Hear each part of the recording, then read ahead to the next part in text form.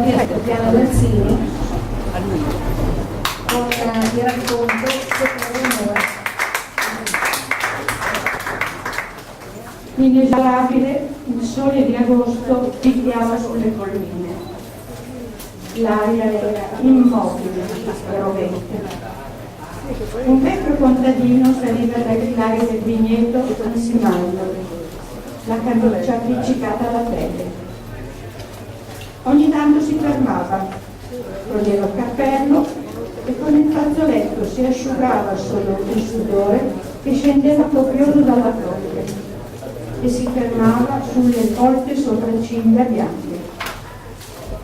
Il silenzio era rotto dal ronzio degli insetti, dal fremire delle cicale e da qualche lontano latrato.